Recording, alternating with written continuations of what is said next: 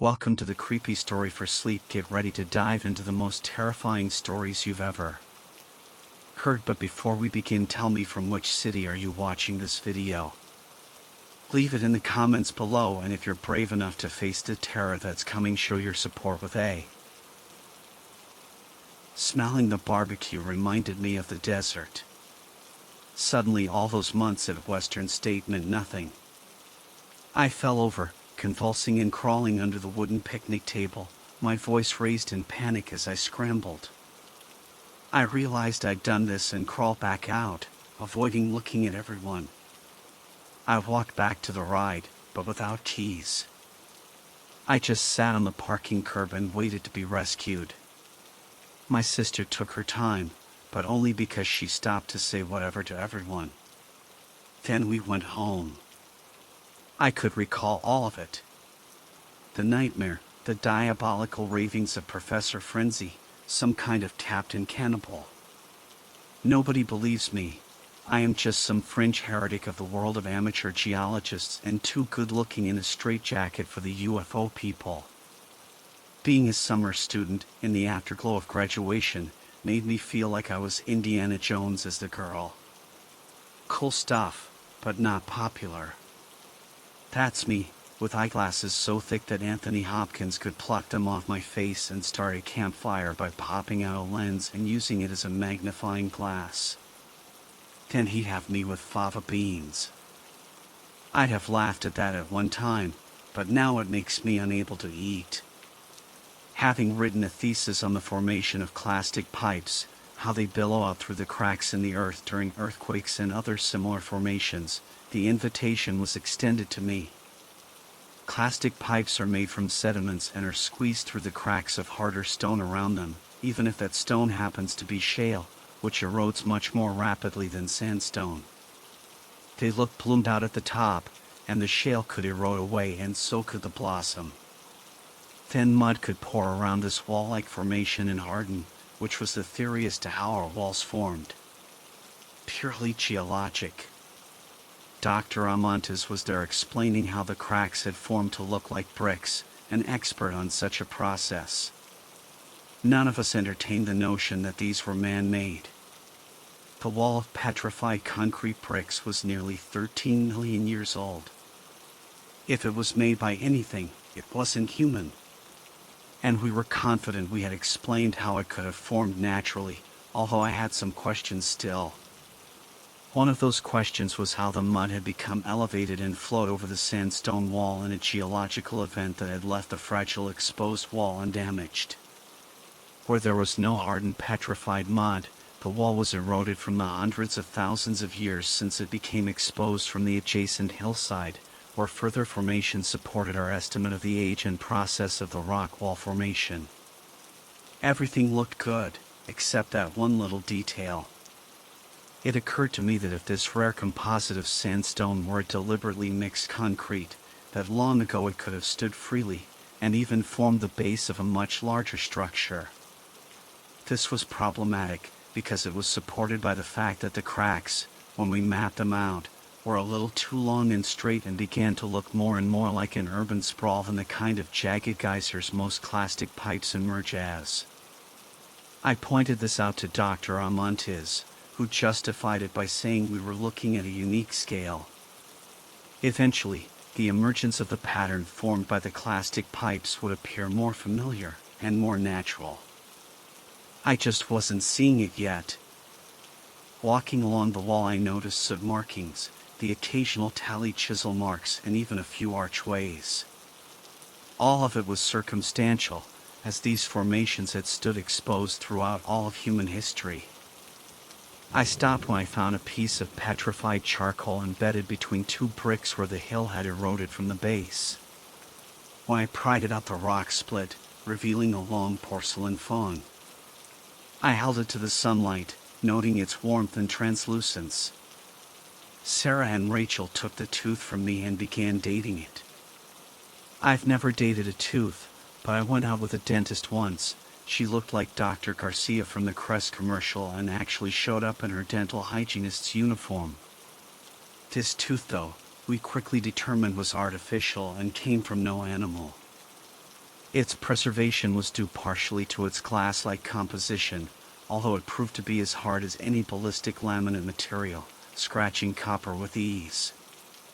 This appears to be a prosthetic tooth, and it appears to be the age of the stone it was encased in, some 13 to 13.25 million years ago. Give or take 100,000 years, our method in the field is less precise. Sarah said. I pointed out the method was the same, only our confidence was different. How could we believe our results?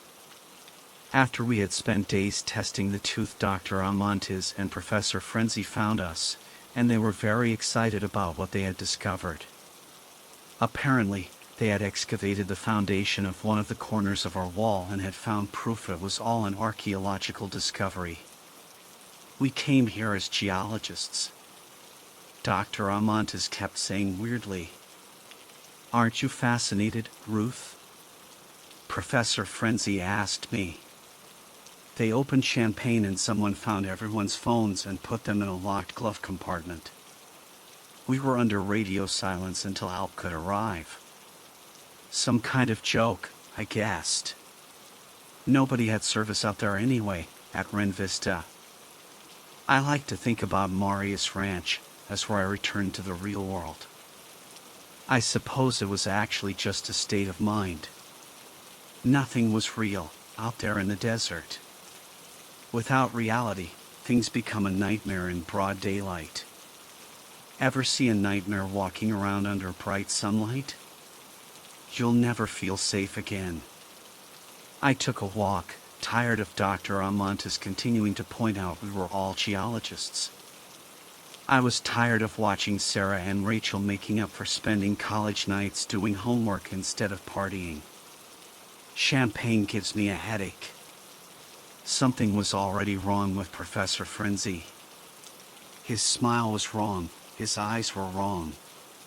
The way he folded his hands and watched everyone was wrong.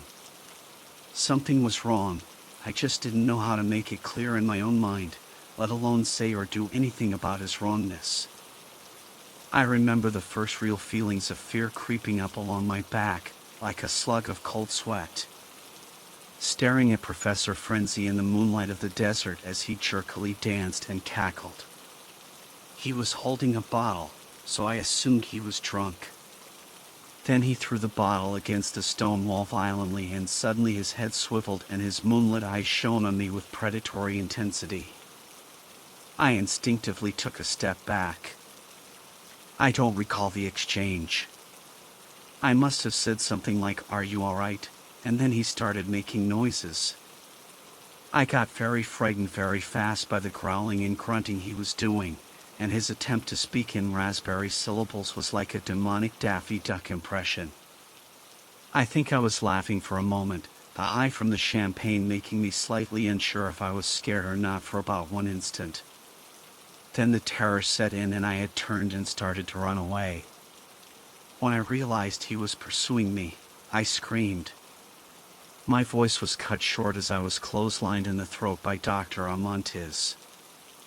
I flipped with my feet still pumping air and my head going towards the packed sand. The impact knocked the sense out of me for long enough that I missed what happened next. I sat up to an uncomfortable silence. Somehow, I had dreamed of horror and screaming and the sounds of things ripping and splashing and gurgling. The after silence in the camp had somehow brought me awake. My head was throbbing and I wanted to go find something to ease my migraine. I felt dizzy and realized I was probably concussed. Hours must have gone by before my shocked body had reduced the acetylcholine levels to a steady and conscious pulse. I was blinking a lot and trembling, but I seemed to be intact. I slowly got to my feet, shaking and worried that Professor Frenzy had gone berserk and killed everyone for no apparent reason. I began shuffling slowly through the camp, leaving a trail like I was on skis when I went with my parents that one year. I looked at my ski marks in the sand and heard a howl. It came to me like a wind that was actually a bucket of icy cold water on a hot day poured over me without warning. I was certainly reacting exactly the same way, my body posed like a Venus pudica and breathing like I was about to give birth. The owl was a man's howl, a man who had become like an animal, and the note wasn't mournful or resonant like the noble wolf or the wise coyote, but rather depraved and homicidal, like the maniac madman. When I was in the hospital, there was a boy who would howl all the time. It did not remind me of Professor Frenzy, but the doctors thought it did.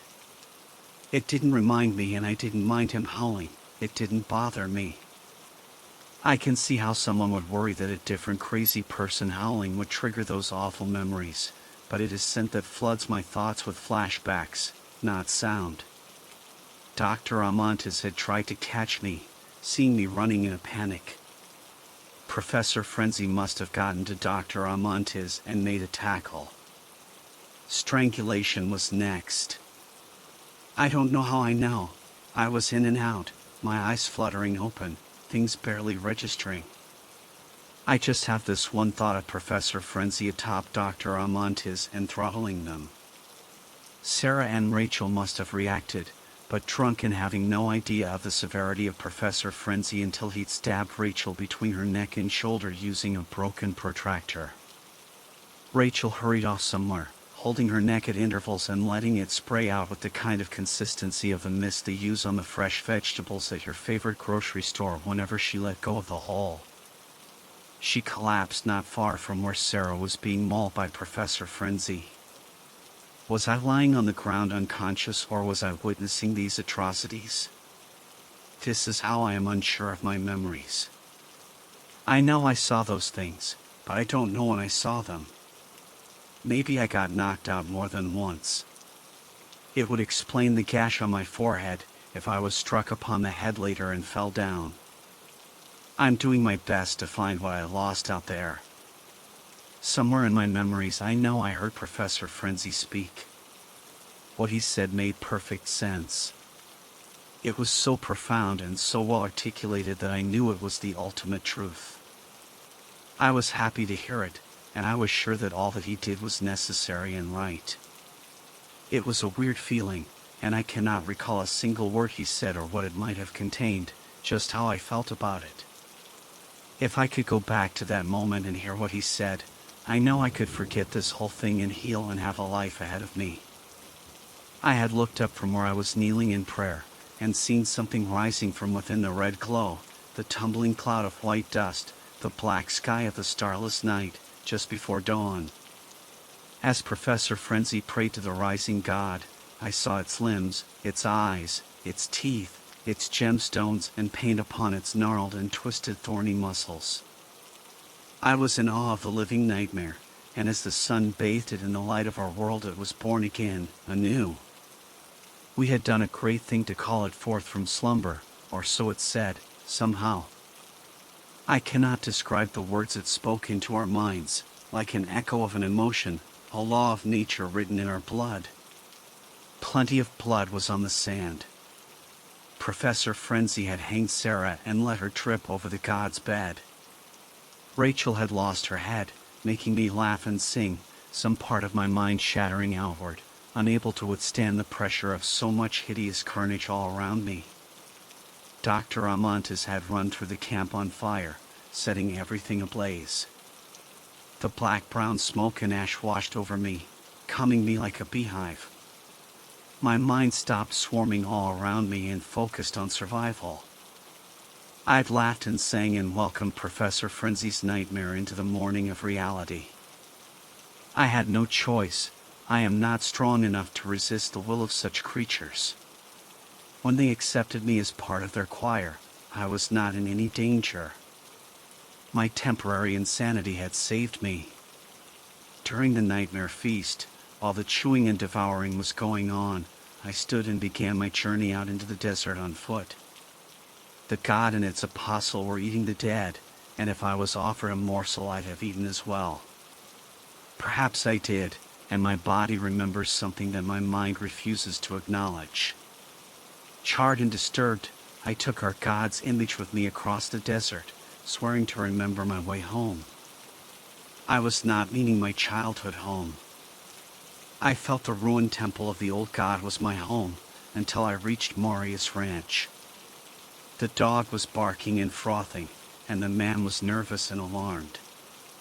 My appearance, my smell, the look on my face, these things had warned everyone that I wore signs of terrible horror. Where is Professor Frenzy? Whatever the sheriff decided to do with me, I ended up in a hospital back home.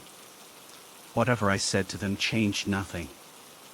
Everyone was dead, cooked and eaten by some kind of ancient desert thing that had made a puppet out of Professor Frenzy.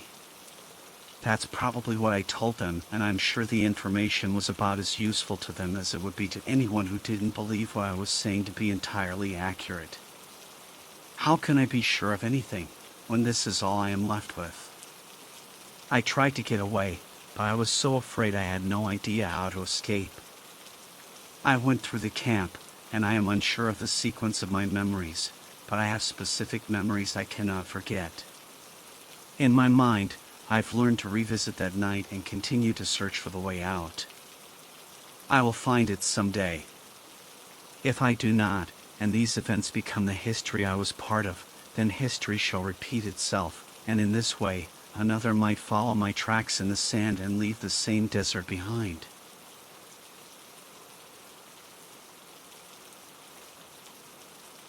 My aunt was dying. I knew she didn't have long to live, so I traveled out to see her. My boyfriend came along too to give his respects. He was actually already in the area for another reason. It may sound silly to some, but his major hobby is researching Sasquatch, and there had been a few supposed reports in the area that my aunt lived in. We entered the small home to see a few of my other family members already there in the living room. My mother and father were there and understandably heartbroken. My mother looked especially exhausted and was clutching her rosary beads for comfort. My boyfriend and I entered my aunt's bedroom. She looked incredibly weak lying there. My aunt and I never saw eye to eye on many things. She was very devoutly Protestant, not Catholic like my mother. Meanwhile, I was a neo-pagan who worshipped an eclectic variety of ancient gods and goddesses. We were an odd family, to say the least.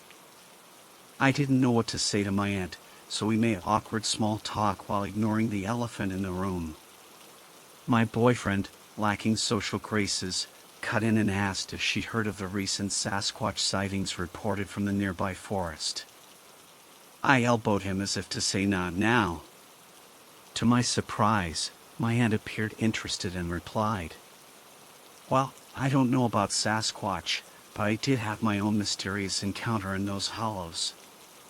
When I was a little girl, I was lost in those woods and an inexplicable white orb of light suddenly appeared. I followed it and it guided me back home. I knew it had to be the Holy Spirit." My mother, apparently listening in, appeared in the doorway. "It's true. I saw it myself in the old dark hollow," she added. I thought about it for a moment. It sounded to me a lot like the will-o-wisp in old Celtic lore. "Are you sure it wasn't some kind of fairy activity?" I asked. My mother and aunt looked at me disapprovingly. "There are no such things. Those are all demons in disguise, and they'd never do anything good. This was surely the Holy Spirit or some kind of miracle from the Lord. There is only one God, anything else is deception," my mother lectured. "How do you tell the difference?" I retorted. "You just do. You use your discernment," she replied. My boyfriend cut in again to add that he had all sorts of odd experiences in the woods looking for Sasquatch. I've heard knocking sounds on trees, seen glowing eyes in the distance, and once I swear I even saw a man-sized hair-covered thing dart out from behind a tree and disappear into the foliage. My mother and aunt didn't seem very impressed by that. The conversation changed topics from there. We decided to stay the night at my aunt's place along with my mother to take care of her. As we got ready for bed, I couldn't stop thinking about the mysterious light they saw in the forest that had protected my aunt all those years ago. I was sure it must have been some sort of will-o-wisp or forest spirit. I had the idea to go out to the dark hollow at night with some kind of offering to leave out there, something sweet that the Fae would like, such as cakes, berries, or libations. Late at night, when everyone was asleep, I snuck out with a small jar of blueberries and a bottle of wine in hand. I journeyed out into the heart of the forest, where I found a nice spot to make an offering. While pouring out the berries and wine onto the ground beneath a tall tree, I asked for any spirit dwelling in this forest to help me or guide me to the truth that I couldn't see. I sat in silence and asked my questions internally. I felt an odd, almost electrical feeling around me, and I could pick up the smell of ozone throughout the forest, as if after a lightning storm. Why does mankind struggle with the spiritual realm? I thought. How can there be so many interpretations for something as simple as a light in the darkness? I know that faith gives people a sense of comfort, but what's really behind it all? I questioned. I just needed to know. Suddenly, I felt a strange humming in my brain. Through the scraggly trees, I saw a light, dim and distant at first, that grew closer and brighter. Soon the white orb was hovering in front of me. Before my very eyes, I watched the light shift and change, ultimately transforming into a large, hairy creature. There stood proudly an 8-foot-tall Sasquatch where the orb had once hovered. I was amazed at what I just witnessed, but this was only the beginning. To my utter confoundment, I watched as the Sasquatch began to inexplicably make the sign of the cross. He lifted his long hair-covered arm to his forehead, then down to his stomach and across his shoulders, in the name of the Father, and the Son, and the Holy Spirit. The beast then seemed to let out a slight chuckle. I couldn't believe what I was seeing. Astounded by the sight, I stood to my feet and dropped the glass wine bottle, which shattered into pieces and spilled out onto the forest floor. "Greetings, do you like this shape?" the Sasquatch asked in a low, eerie tone. The Sasquatch tilted its head sideways as it looked at me. Despite my best efforts, I was stunned silent and could make no reply. "Don't you recognize me? I'm what they're all chasing after. I make the knocking noises heard in the distance," the Sasquatch said. The creature then began to laugh heartily at my frightened and confused expression. The Sasquatch walked around me as it continued to look at me. It was almost dancing in its graceful motion. "Perhaps you'd like this one," it said as it suddenly began once more to transform. The creature levitated into the air, and a purple light emanated from its body as the figure became that of a beautiful goddess. It was Athena, whom I had worshipped before. She was holding her spear and shield. An owl was perched on her shoulder. A sudden sense of awe and religious ecstasy hit me. I was overcome with emotion. "Lift your eyes up to me, follower," she said in a commanding and queenly tone. She extended a hand to me and caressed my face the way a mother might lovingly caress her child. I briefly felt my face go numb as she touched me. It felt somehow more real than real. It's hard to explain. It's like in that moment I realized that I wasn't real and neither was the world around me, but she was. I'd never experienced anything like it before. "You are in my care. You are in my guidance. You have nothing to fear," the goddess said. Every word she spoke I could feel deeply. I had an intense sense of knowing them to be true, a profound sense that I should trust her. I could feel that this entity embodied pure goodness, love, wisdom, and truth. My mind was buzzing. The goddess before me began to shift rapidly. The next thing I knew, she appeared to be the goddess Inanna or Ishtar, then Aphrodite or Venus, then Isis, then Bridget, then Athena again. The shapes moved so quickly that I lost track completely. "I've seen you there, at your altar, in the dark by candlelight. All those little statues you collect, just more and more of my faces." Her arms then went out in the cruciform pose, and in a flash of a blindingly bright light she was gone, now replaced by a new form. There stood a scrawny tan outsider in ragged off-white clothing. His robes began to glow whiter than anyone could bleach them, and a familiar feeling came over me. "Hello, my child. Remember me?" Now I felt like I was 5 years old again, in those Sunday school lectures I soon grew to despise. "You don't hate me now, do you?" he said with a half-smile. Christ's face then started to warp and change until it was unrecognizable. It cycled through various faces like you'd see in any given crowd until it seemed to melt and distort into a disturbing mess of features. The being laughed mischievously. "See, isn't this fun? I can make you believe every word.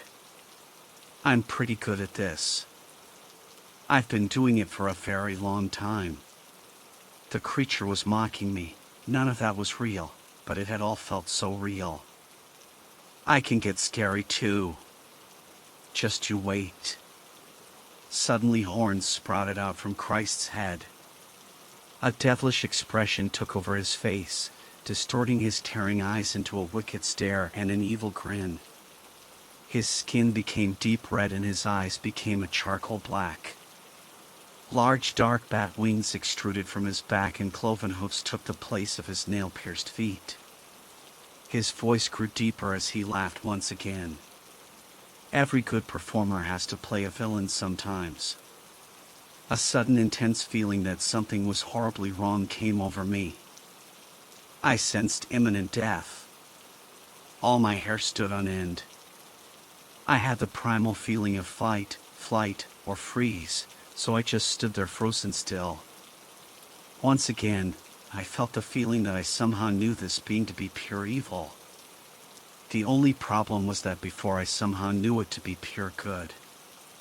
How, I thought, could my perception be fooled like this so deeply? This being seemed to have complete control and command over my emotions and my senses. There was no discerning the truth beyond these intense experiences. Finally, I managed to speak a single sentence aloud. "What are you?" I said with a look of disgust. There aren't good enough words for what I am. I've been fooling humanity since the dawn of society. I ruled Mesopotamia. The Egyptians once carved geysers for me and bowed before them. I commanded a civilization from Mount Olympus in many forms. I guided Zoroaster and countless other philosophers and mystics. I told Abraham, "If you'll be my people, I'll be your God." He took that deal. I came to Paul on the road to Damascus as a dead man's apparition and changed his mind. Soon much of the world had entered into my new blood covenant. Those are only a few examples you'd be familiar with. I can't even begin to tell you all the eyes I've pulled the wool over. Why? I asked. Why bother tricking humanity? Human beings have the capacity to imagine, to create cultural structures with me that I can use to influence you. A wolf cannot build a temple to Aphrodite and cannot imagine her form. To use the human mind to establish and perpetuate these customs, traditions, and images by which to control mankind, that is my goal. More accurately, that is my means to an end I can't reveal to you at this time, but that which is mankind's ultimate destiny. I am the ghost of every ghost tale, that chill down your spine when you enter a haunted house, just as much as I am the feeling of the divine in every place of worship. Despite any appearance I may take, I am not your dead loved ones. I simply embody a memory to deceive and manipulate. In this sense, I am everyone's dead loved ones. I'm your friend, your father, your mother. I'm your deity. I'm everyone's deity. I am the UFO of every UFO sighting, the creature of every fairy tale. I have taken you to the fairy realm, to outer space, to anywhere your mind has wanted to go. All I ask for in return is your belief, your faith, and ultimate ownership of your species. I'm not human. I don't have any morality. That's a game your species has invented. I've watched countless civilizations come and go. I've watched human lives twinkle in and out of existence like blinking lights. Sometimes I play you against each other. Your species is a plant out of water with deception until the day that it has fully grown for its greater purpose, for its apotheosis. It's fitting that some people these days call me their shepherd. To me, you are property. I collapsed to my knees, overwhelmed by it all. I started crying and sobbing. Thank you for the offering. I hope I've answered your questions to the best of my ability. Tell your mother to keep praying those prayers. It feeds us. With that, the creature vanished right before me. Perhaps, I thought, the greatest trick the devil ever pulled was convincing us that we had a choice or that there was an alternative. But what I saw wasn't the devil. That's just one name from one version of one story. There was no true word for what it was. An intelligence with a million names has no true name, and a consciousness with a million faces has no true face. After taking quite a while to compose myself, I left the forest and returned to my aunt's home. In the morning, my aunt's condition took a turn for the worse. We had a little heart-to-heart, and I told her that despite whatever differences we'd had, I truly loved her. We sat in silence for a while after that. Throughout our conversation, she appeared to be in horrible pain and barely hanging on. Then, suddenly, a peaceful expression went across my aunt's face and she smiled. I feel a bit better. There's someone else in the room with us, she said, looking to the corner as if she was seeing something.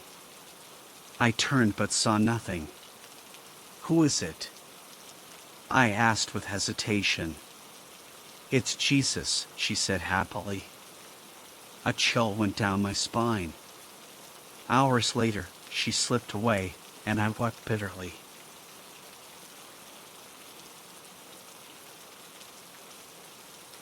My family experienced something I can't explain, and we've stopped talking to each other.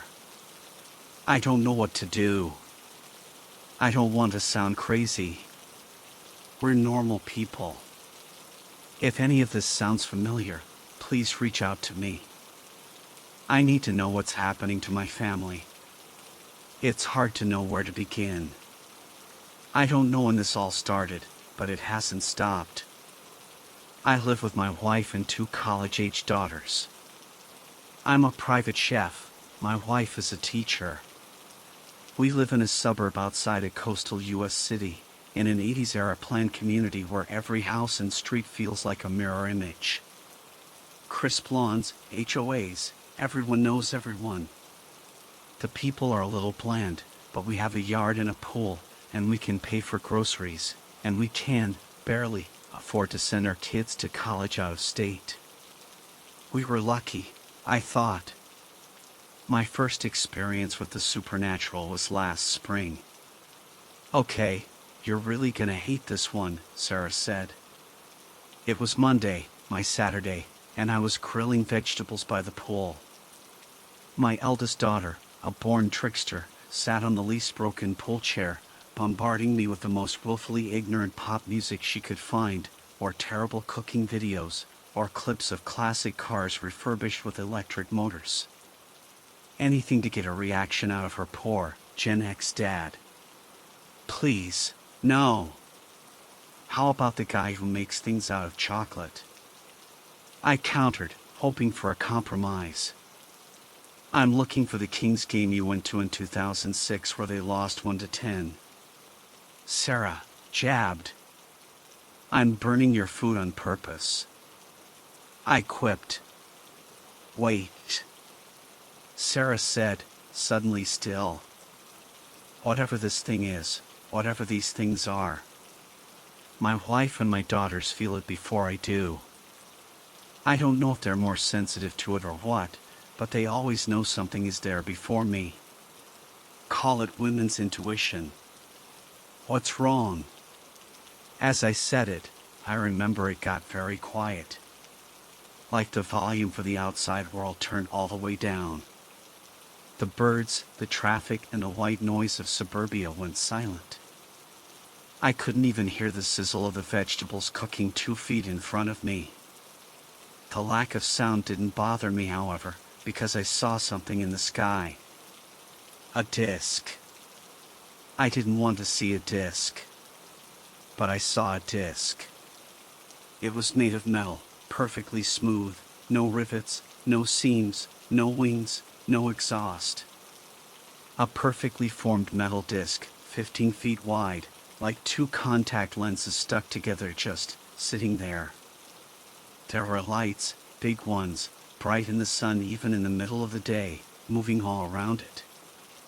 I remember thinking, really? Part of me was exasperated at how, well, dumb it looked. Like an old movie model. Only somehow, I knew it was real. And I was being watched.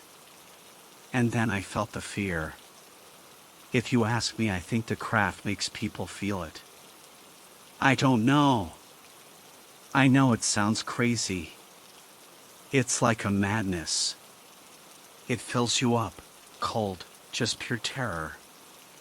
As soon as your eyes see a craft, in a few seconds your mind blanks and you feel only fear of the thing in front of you.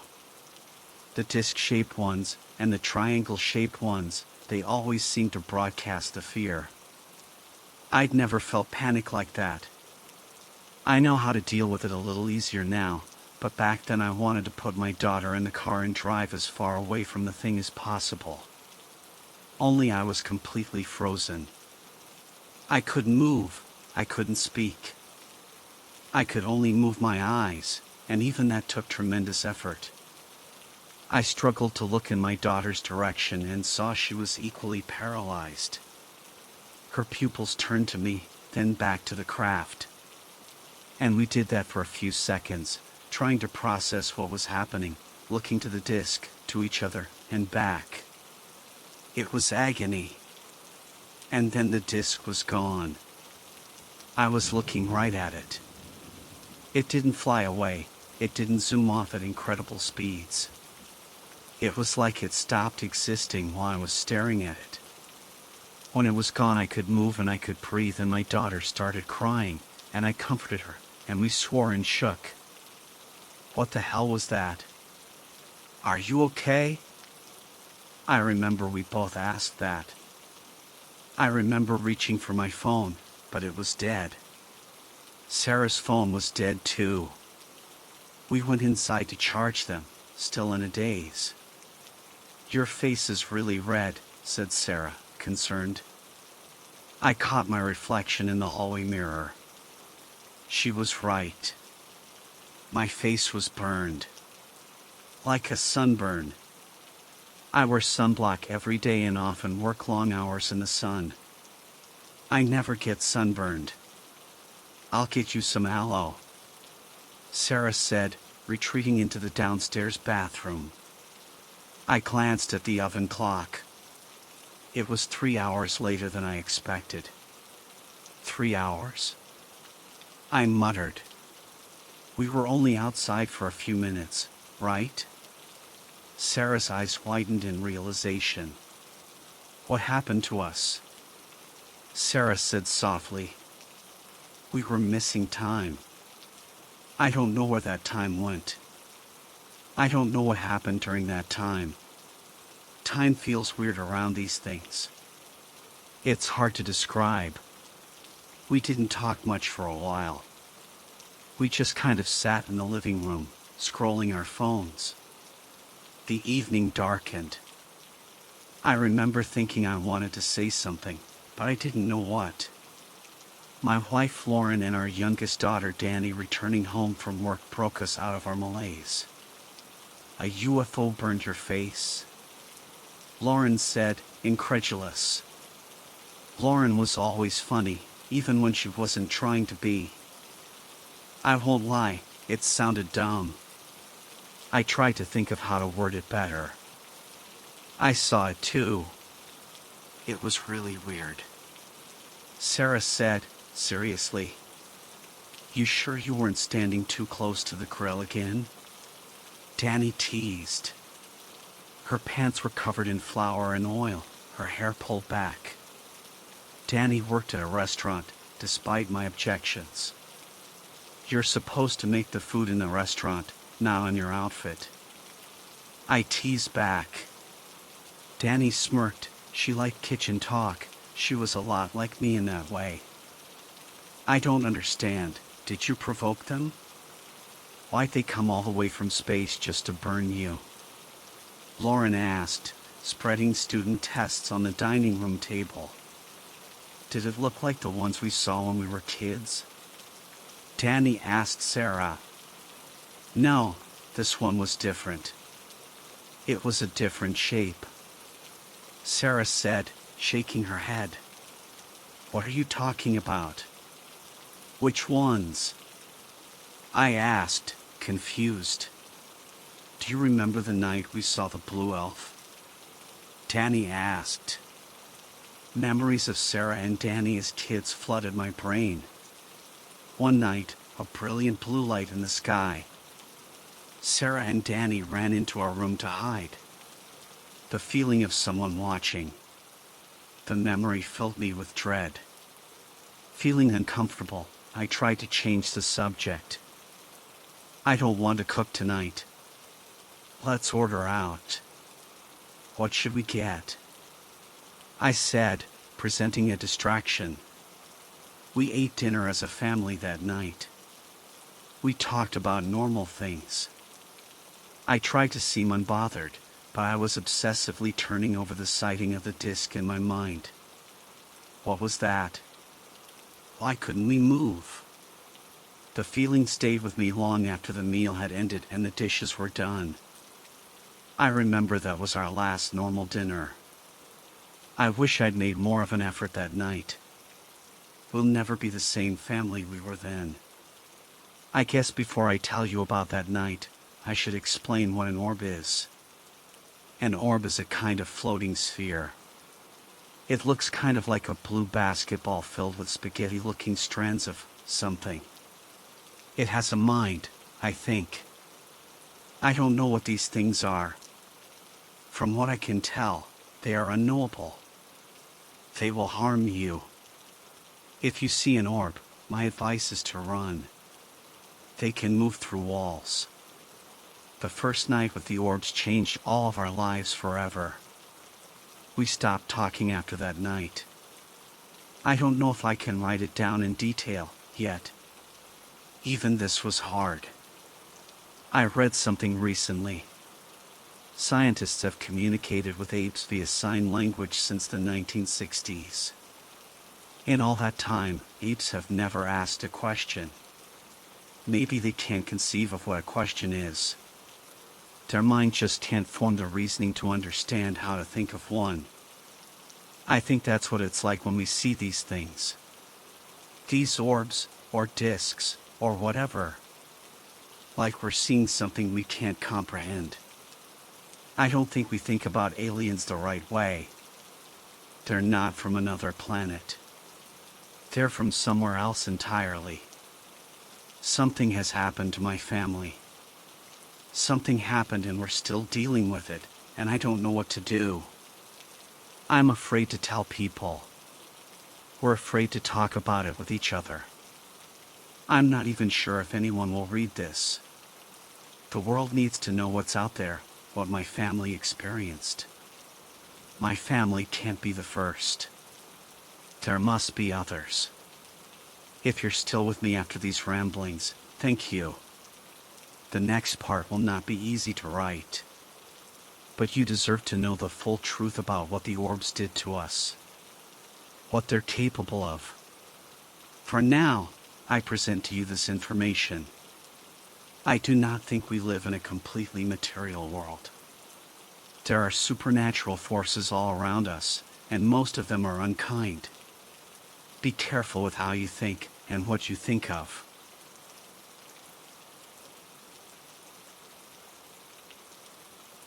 Ancient Astronauts, the movie was a privately owned film, independently produced by the Church of UFOs. They were a cult that existed outside of town, living in army surplus Quonset huts and funded by the life savings of new cult members, unlicensed salvage, and a variety of online scams. The Church of UFOs kept themselves relatively secret, recruiting from UFO watchers and wealthy New Age enthusiasts that they scouted. Their evangelists were called saucers, and the congregation was known as abductees. Cult initiation involved getting abducted by aliens. I joined them years ago, while suffering from severe depression and loneliness. I had become a UFO watcher, having turned my passion for astronomy into something less tangible. Saucers found me camping in the desert and took me to one of their stations, where some RVs sat in a circle and they had larger telescopes and radar equipment.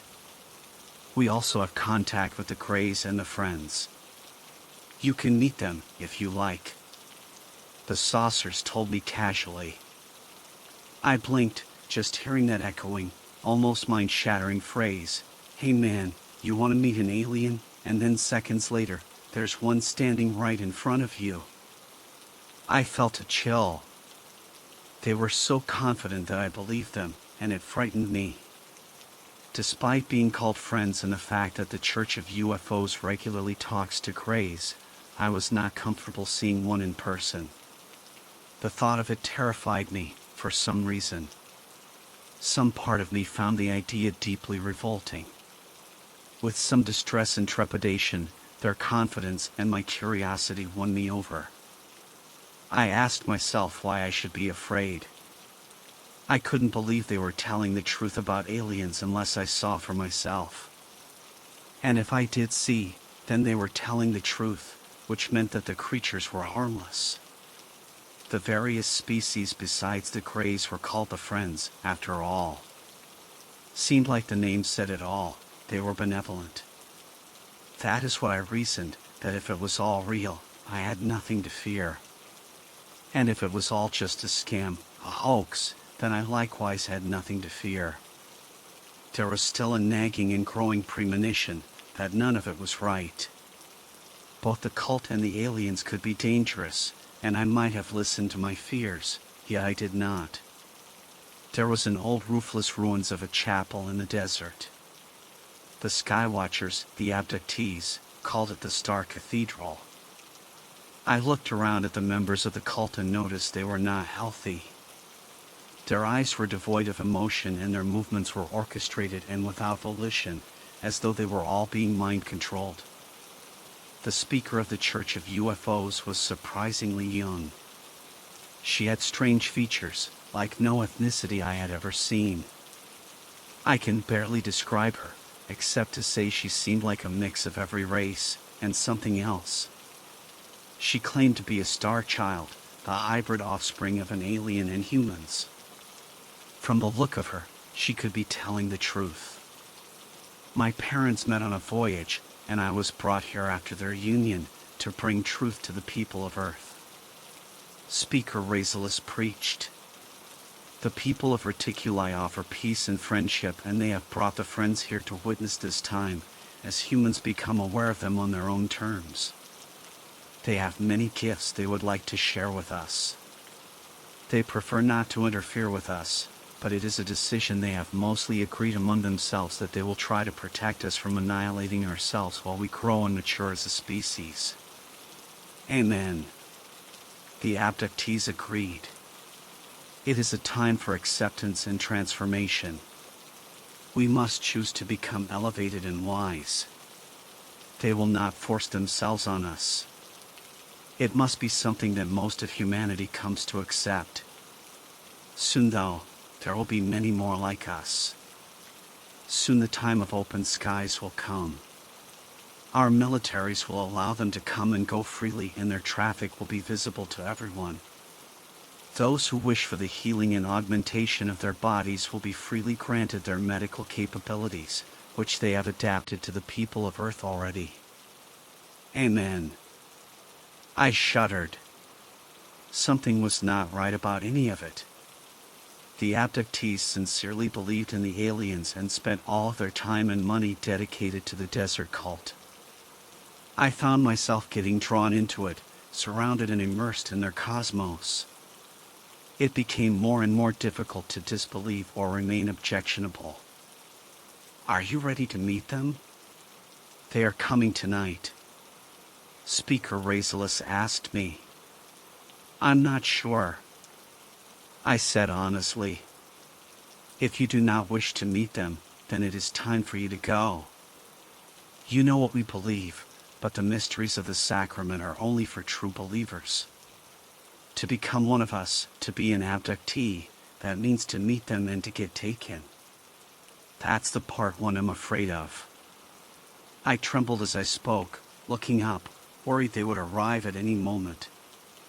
I didn't really want to see aliens, and I certainly didn't want to be abducted by them. I felt like it was already too late. They are here, someone said strangely, their voice sounding long. I looked around, feeling a kind of dread that made me want to sit still. I felt alone, surrounded by the cultists. I also felt watched, like something was watching me, and knew my thoughts and fears. Then there was a strange stillness and silence. I slowly began to look up, my eyes drawn instinctively to the source of my growing terror. At first, all I saw was a vague shape in the darkness, something peering at me from the open roof of the ruined chapel. I stared, and despite the coolness of the desert at night, I began to sweat. I was truly afraid, realizing I could not go back. There was no longer a choice. I couldn't decide not to believe in them. As my gaze locked on the creature, I could make out its features up there, the light gray skin and its large dark almond-shaped eyes that seemed to wrap partially around its disproportionately large head. It seemed to be looking at me, and I almost panicked. I wanted to run, but I felt frozen in place. Then it began to move, crawling over the edge and down the side of the wall, having no difficulty spider climbing its way to the ground. The abductees parted for it, and nothing stood between it and me. I shuddered as the candles gave an eerie glow while it slowly walked towards me. As it got closer and closer, a wave of nausea and the urge to resist it and fight it or run for my life nearly overcame me. Then I felt a strange kind of numbness. I couldn't move, couldn't hit the creature or turn from it. Its eyes were hypnotically locked onto mine, and it somehow disabled my reactions. All I could do was stand there while it approached. My fear seemed to be subliminal, as though it could control my emotions, like I was still terrified, but I was only aware of my dread, and couldn't act on it. Then it touched me and everything went bright, and then dark. I felt like I was falling in emptiness, asleep and unable to wake. There was a weightlessness, a kind of trapped feeling, like suffocating, but worse. I don't remember the abduction. There is a part of my mind, my memories, that belongs to them. It frightens me that part of my experiences are locked away. It makes me question if I even know myself, or if there is something in me, some part of my mind that I am unaware of. When I woke up, there was a strange burn on part of my hand, at the base of my right pointer finger, on the palm of my hand. I had a headache and I felt very disoriented. I looked into the mirror, when I was in a trailer, and didn't recognize myself, having a sensation like I wasn't sure who I was. When the abductees found me, I was sitting alone on the sand, in the early morning. They wrapped a blanket around me and gave me some water. Later, I met with Speaker Razorless. She said, "You were already chosen, long before last night." "You don't remember?" "No," I admitted. There was a feeling of the foreign, of the unknown. But at the same time, the feeling itself was well known to me, was very familiar. It was a little bit like déjà vu, like a sensation, like I just knew somehow what she was talking about. "The mark on your hand, have you seen it before?" she asked. Without thinking, without actually remembering, I nodded and held up my left hand. It was on the same spot on my other hand. I remember trying to wash it off. Then another memory popped up, and I felt sick, recalling that when I was a teenager I had dug into the mark with a knife, bleeding and determined to find what was under the skin. Later I was amazed that there was no scar and the mark had disappeared. I looked at my hand and the memories of when I had borne such a mark already returned, vaguely, as though a dream. I was again disturbed by the feeling, the awfulness, of not knowing what was in my own mind. What did they do to me? They are only trying to be helpful. They mean no harm. Speaker Razorless told me. No. I stood, the repressed fear and anger rising up in me like a hot return. What the hell did they do to me? I nearly shouted. Wait. She stood too, and suddenly embraced me. A strange helpless feeling washed over me, and it was as though she too could control me at will.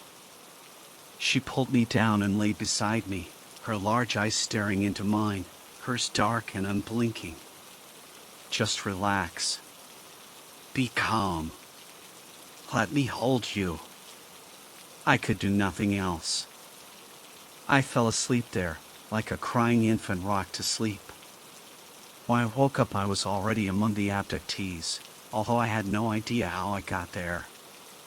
When I noticed I was wearing different clothes and that I could identify many members of the group, there was a kind of surging horror, knowing that a lot of time had passed, and I had no idea what had transpired.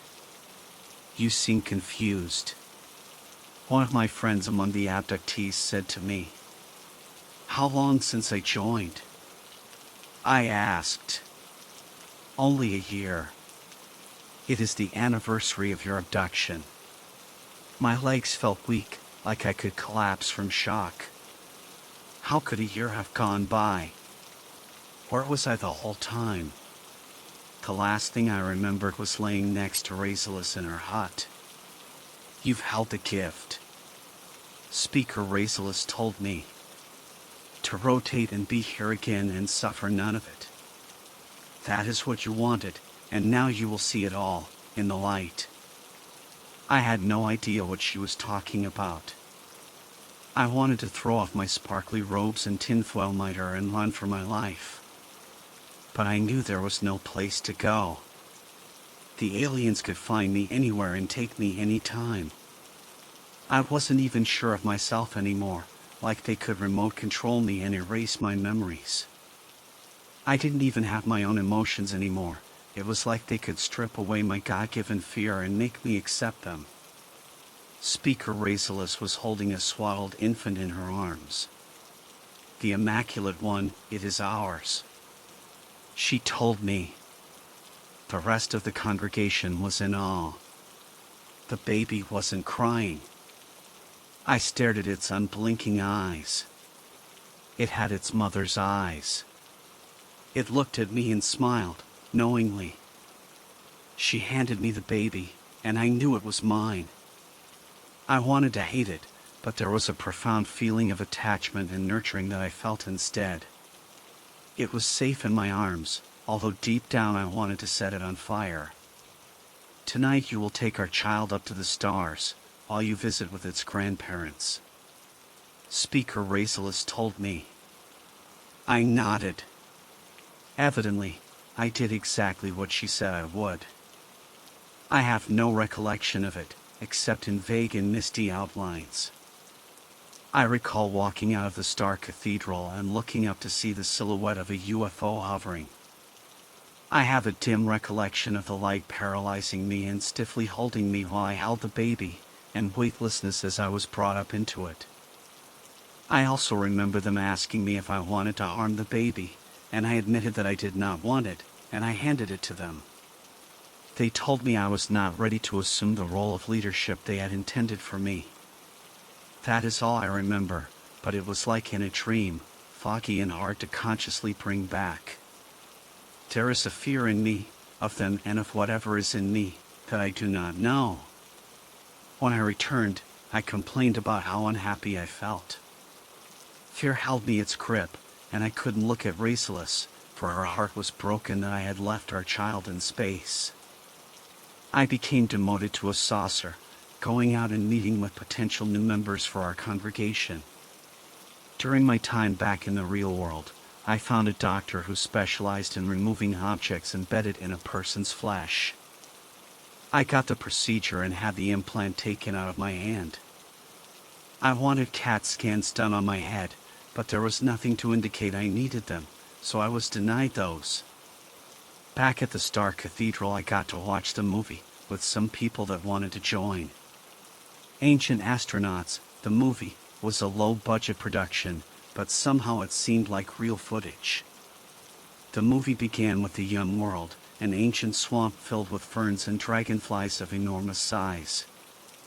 Many strange creatures lived in our world. It showed the earliest humanoids and their visits with extraterrestrials. As they advanced one by one, they became the leaders of early tribes, individuals with covenants with the gods. Religions and science were given to humans, along with interventions, miracles, along the course of history. There was a horrifying feeling deep within me as I realized I was deeply involved with all of this and had no real willpower or voice of my own. The scene with an alien Jesus, a gray being crucified, was appalling. I realized that they had shown nearly every major historical setting in many such subversions. If their movie were ever released, it would properly shock and offend everyone equally. Nothing was sacred. They had demonstrated that all of mankind's achievements really belonged to the aliens, that every moment of history was manipulated by them, and left to our own devices we soon needed their help and intervention. I felt sick. The movie wasn't CGI, it was more like a conversion of their recording processes into a lower form. Like holograms to a cave painting. The comparison gave it an unearthly, almost mystical quality. It was not meant for mass consumption, yet I felt like someday it would be commonly viewed. Their masterful art made the best movies made by humans seem like crayon drawings being compared to the Sistine Chapel. I wanted to gouge out my eyes and never see anything again. I couldn't unsee what I had just watched. I could imagine thousands of moviegoers going to see Ancient Astronauts, the movie, and walking out of the theater blinded by it. I wanted to laugh or cry or scream or puke out my brains, forget the nightmare. There was no going back, no way back to my ordinary life. "What is wrong with you?" Speaker Racelis asked me. "You know what you did to me." I told her. "You know what is wrong with me. I want out. I want to go back to my old life." "You are still afraid." She sounded sad. "You will always be." "I loved you. I meant no harm." "So you say." I felt angry. My fear had revolted into anger. "Just let me go. If you care about me, if that isn't just another layer of control, then let me leave. Let me forget all of this. Don't take my memories away. Just let me forget all by myself. You can leave whenever you want. This isn't a cult." Speaker Racelis told me. And so I did leave. I went away and tried to never look back, tried to forget. I still wake up at night, turning on the lights, terrified to find my bed surrounded by grays that were watching me sleep. They are never there. Sometimes I wake up and I check myself, look around to make sure I am still where I was when I went to bed. I look at the clock and make sure I haven't missed a single hour. They don't come for me, they have let me go. There is still fear that they might take me again, but it hasn't happened since I left our church. Instead, there is just this feeling of memories coming back, slowly, and of learning who I am, remembering myself. I just feel alone, depressed and lonely. I have nothing to believe in, and it feels like the ones who care about me are far away, abandoned by me. I feel watched all the time, like they are watching me, missing me. And that is what I have come to fear the most, a fear of who I am, just a sad and lonely person who left it all behind.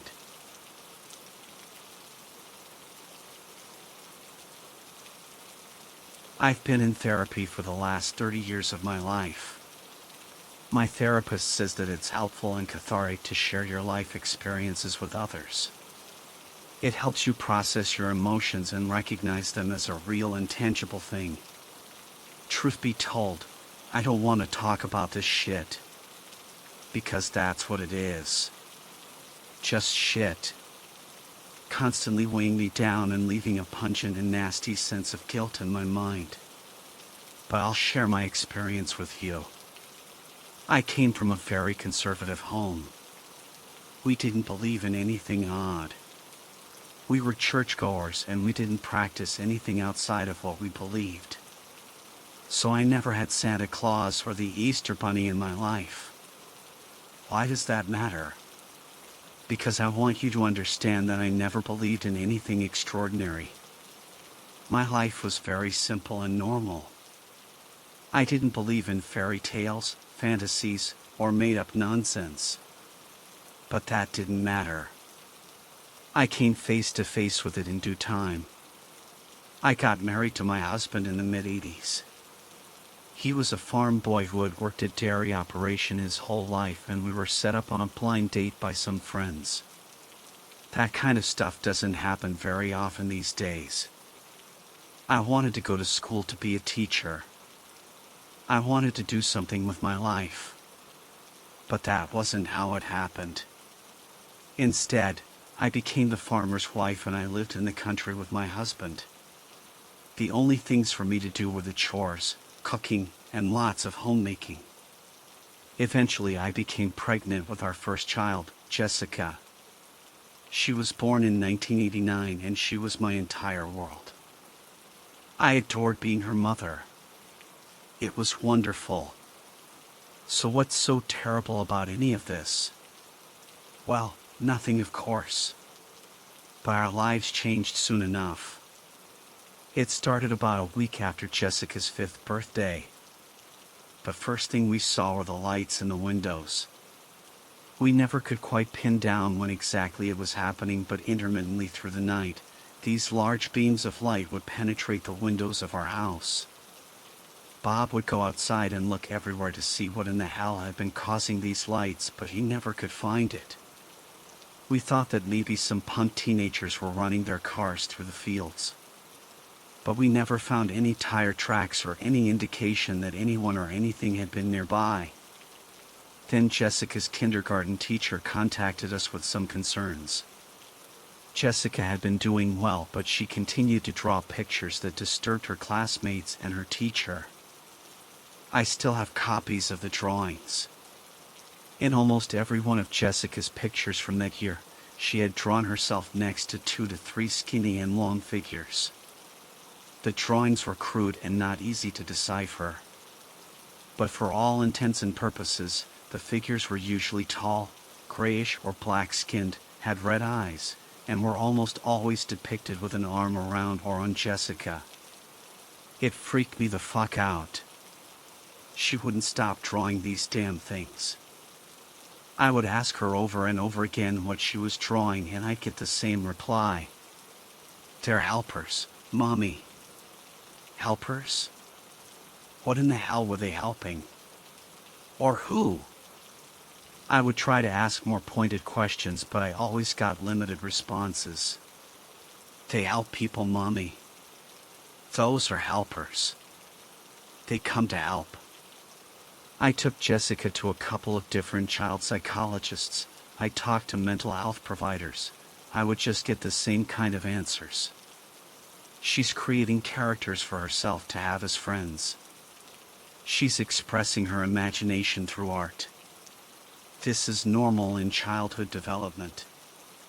Okay, sure. But did these drawings have to look so damn creepy? After some time, the drawings did become less frequent. Jessica didn't talk about the helpers quite as often as she used to, although once in a while it would come up. But Bob and I were not prepared for the worst news of our lives. It came shortly after Jessica's 8th birthday. Our little girl had leukemia. Cancer. Fucking cancer in a child. I didn't know what to do or say at that time. I couldn't fathom how God could let something terrible like this happen. I was angry and I was upset. We took Jessica to the best doctors. We made sure she got the best care possible. But she wasn't getting any better. My little girl was getting weaker and sicker as the months went by. We eventually decided to bring Jessica home. We didn't know how much time she had left and we just wanted to be with her. Then the incident happened. I woke up in a cold sweat in the middle of the night one evening and the whole house was lit up in a bright light. There was a very low hum of noise that reverberated through the entire house. I could hear ringing in my ears and I felt disoriented. But my motherly instincts led me to my daughter's bedroom. When I got there, I immediately froze in fear. There were two things, and they were standing over my daughter. I can't explain accurately what I saw to you, because nothing in our world resembles what I saw. Tall, dark in color, glowing red eyes. But I do know that these things gave me the sense that they were intelligent and I didn't know what they wanted. I had been standing there, immobile and phased out until I saw my daughter slowly start to hover above her bed. Yes, she was hovering in the air. I freaked out and started screaming at the top of my lungs. The reaction was instantaneous.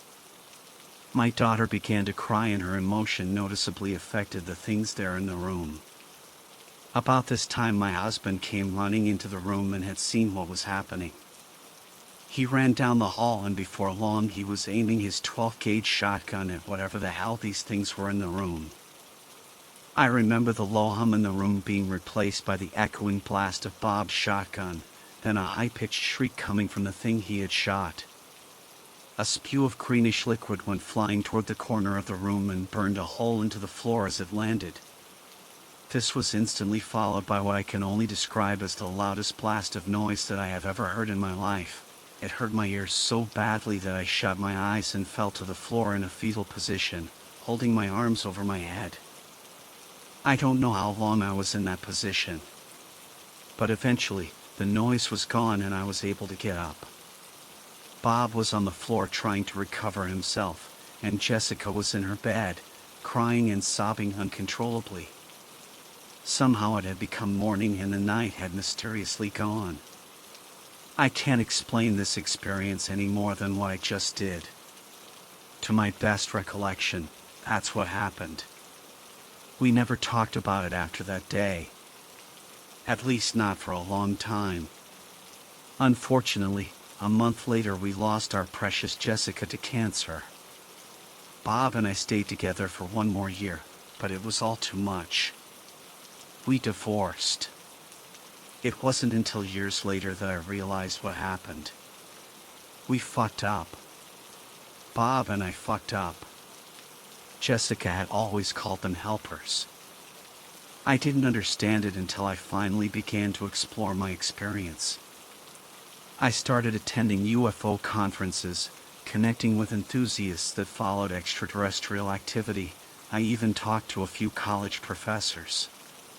Whatever had happened years ago wasn't nefarious. They came to help me. To help my daughter. They may have been able to cure her cancer. Their science and technology were most certainly more advanced than ours. I've lived with these feelings for years. I've talked to so many people. I spent several nights during the week thinking about how things could have been different. This is what I do know. My husband and I acted out of fear. My daughter tried to tell me what was going to happen. I never took what she meant to be the truth. Now I live with the horror of knowing that I helped stop that one thing that may have saved my daughter.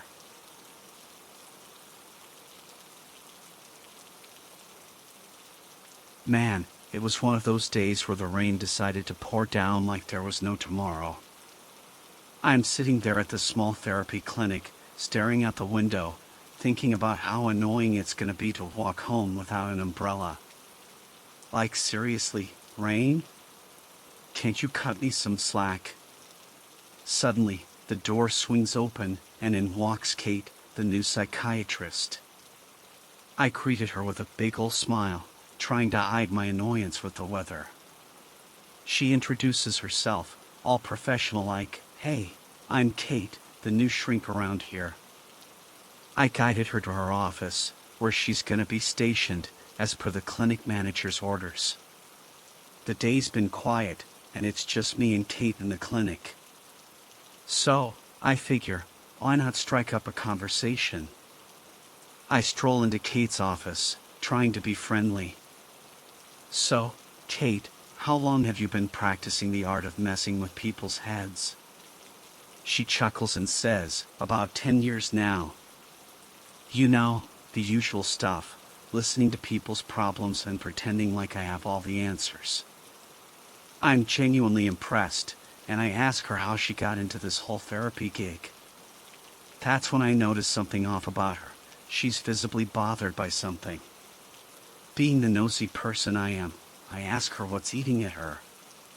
She hesitates, glancing around like she's afraid someone might be eavesdropping. Patient confidentiality and all that jazz. I push her a bit, telling her it's just us girls, spill the beans. Finally, she sighs and decides to share a story. "All right, fine. But this one's a doozy," she warns, looking dead serious. I lean in, my curiosity on full blast. She starts telling me about this kid named Gabriel, a 13-year-old who gave her the creeps. I mean, 13? Kids that young needing therapy? The world's messed up, man. Kate explains how she met Gabriel and his mom at this rundown house on Mill Street. The boy seemed normal at first, but then she asked what was wrong with him. Gabriel's mom goes on about how since he was 6, the kid avoided going outside like the plague. Windows were a no-go zone too. I'm thinking, okay, maybe he's just an introvert or something. But Kate's face turns serious as she continues. Apparently, Gabriel wouldn't spill the beans about why he was so scared of the outside world.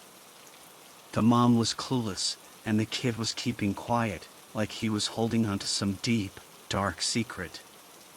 She then continued her story where she visits Gabriel's home, determined to unravel the mystery behind this kid's fear of the great outdoors. On day 1, everything seemed normal. Cartoons, YouTube videos, books with mom, nothing out of the ordinary. But that window incident, that's what kept Kate up at night. As the day continues, Kate's got her eyes peeled, watching Gabriel like a hawk for any clues. The kid's doing the same routine, cartoons, iPad, books, all the usual stuff. But then, like clockwork, he inches closer to that darn window. For a whole hour, Gabriel just stares outside, looking terrified. Kate glances out, expecting to see a UFO or a creepy neighbor, but it's just a regular backyard on a cloudy day. Nothing to freak out about, right? Wrong. When Kate asks Gabriel what he sees, the kid loses it. "It's there, waiting for me to come outside," he mutters, voice trembling. Kate's skin crawls, and she asks the million-dollar question, "Who is there, sweetie?" The boy screams in awe, like he's being chased by the boogeyman, and bolts back to his room, treating it like some fortress of solitude. Kate's now officially creeped out, wondering if this kid's imagination is working overtime or if there's something more sinister lurking. After the 5-hour shift, Kate leaves, feeling a sense of unease. She talks to Gabriel's mom, asking if the boy's ever taken hallucinogenic meds or something. The mom, defensive yet concerned, reassures Kate that she wouldn't let her kid pop pills without a doctor's say-so. Day 1 wraps up with Kate promising to come back tomorrow. As she tells me this, I'm getting goosebumps. I ask, "What did you do on the second day, Tate?" She smirks a bit, saying, "You're gonna have to wait for tomorrow to find out." I roll my eyes, slightly disappointed, but life at the clinic calls. New visitors are streaming in. As I head home, eat dinner, and lay in bed, I can't shake the feeling that Kate's story is gonna unveil something dark and twisted. Tomorrow can't come soon enough. The next day crept in, and I was on a mission to wrap up work pronto, desperate to unravel the chilling tale Kate had started. But the clinic was buzzing with visitors, each with their own brand of chaos, and I hustled through the day, managing the madness with a dash of disappointment. By the end of my 8-hour shift, fatigue etched lines on my face. Kate caught the look on my face, and, out of kindness, she decided to spill more of her eerie story. My face lit up like a sunflower under the midday sun. We both left the clinic, making a beeline for Kate's home, where I settled on her comfy couch, eagerly waiting for the next chapter. Kate took a deep breath and dove back into the tale. On the second day at Gabriel's place, things seemed normal until Kate wanted a quick smoke outside. That's when Gabriel, urgency in his voice, stopped her, warning that opening the door would let it in. Intrigued, Kate peered outside but found no one. Choosing not to open the door, the boy visibly relaxed. Thinking on her feet, Kate asked Gabriel to draw what he saw in the backyard. Surprisingly, the boy agreed and quickly grabbed his drawing supplies. As he sketched, I watched in shock as the image took form: a tall, pale woman with long black hair, long arms, wearing a white dress smeared in blood, a devilish smile etched on her face. "Holy cheesecakes," Kate muttered, her heart racing. She asked Gabriel if this was the reason he avoided the outside, and he nodded in confirmation. Even Gabriel's terrified mother gazed upon the drawing. At the end of the 5-hour shift, Kate meticulously documented every detail in her report. She nudged me to call it a day, promising to finish the story tomorrow. In shock, I left for home, unable to eat or do anything as fear and excitement churned in my mind. That night, Kate detailed the story further.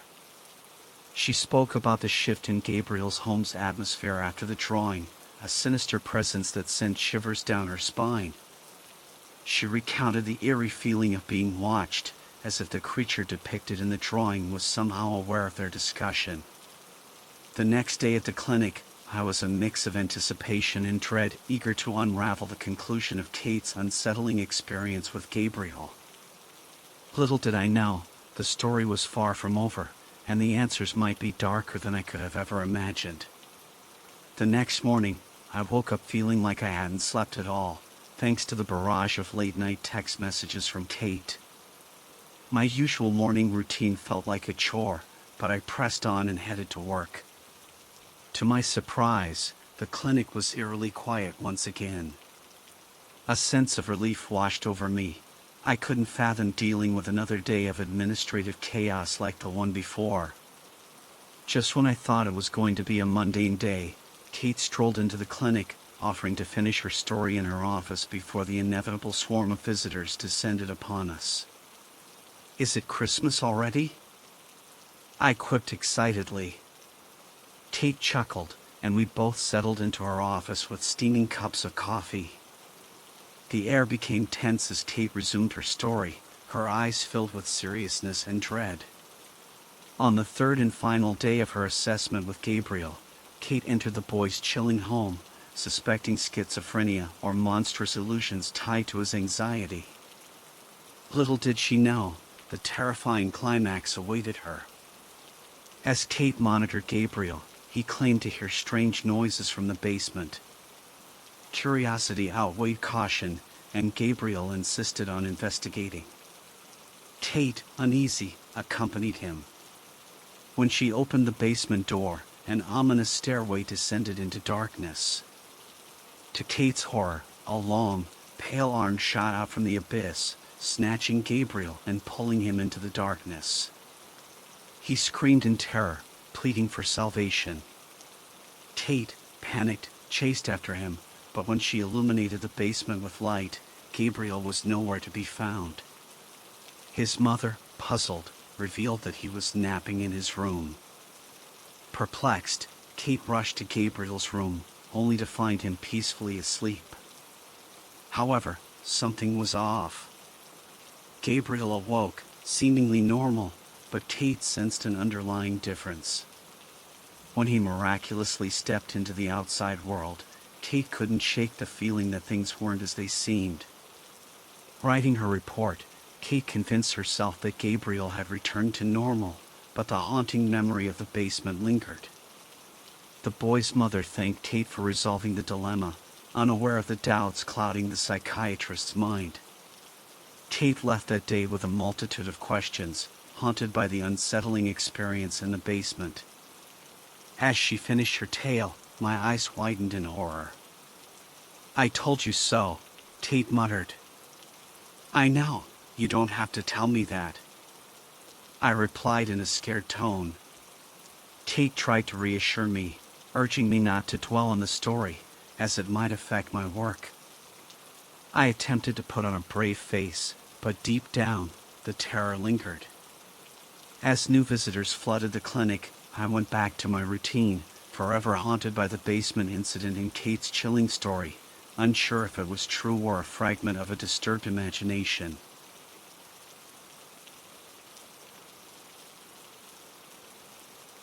You know what sucks about having a bad day?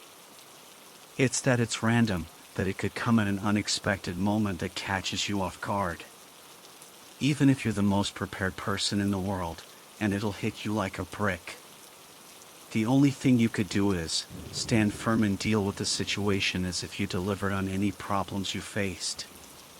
Don't lose composure, regain your train of thought, and don't let it overwhelm you. Embrace it, but don't ever yield to it. The sun rises on the ancient land that was once Assyria.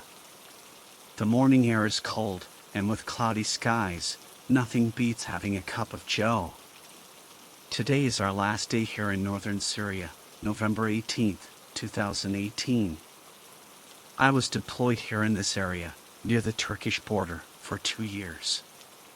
Me and my fellow brothers in arms have previously done 2 tours in Iraq.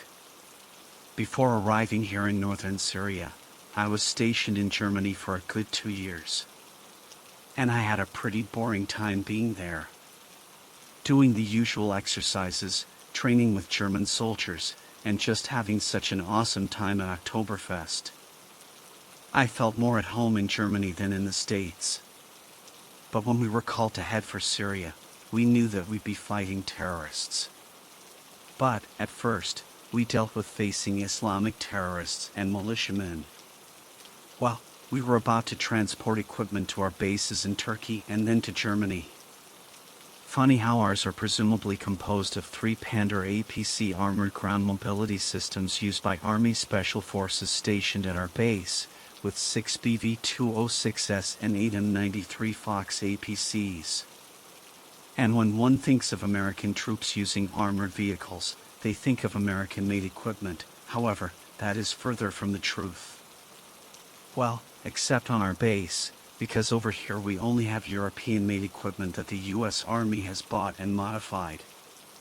But I kind of like using them, since we first had these vehicles back in Iraq. But not to mention that these vehicles are very reliable and sturdy. The only American-made equipment we have on base are a dozen Humvees, 3 minutes and 1,117 seconds, and 5 M1224 Max Chrome wraps, along with a few armored FMTVs, which are these trucks that carry equipment, supplies, and sometimes infantry. We had to make the most of what we had into our last patrol. Wearing our IF body armor and helmets, we rode out in the morning. From village to village, Syrians hardly got out due to the early morning hours. So it gives us some ease. It gets tiresome to see people blocking your path.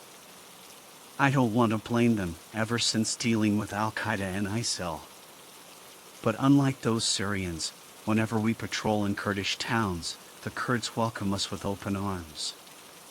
Me and the others disembarked from our armored vehicles and patrolled the streets before heading back. Later on, we arrived on base to get ready to transfer and transport everything out of there. Turkish troops arrived to escort us back to the Turkish border, arriving with their own APCs and RAPs. We successfully left the base and didn't leave anything behind. And just as a precaution, we had entirely dismantled it.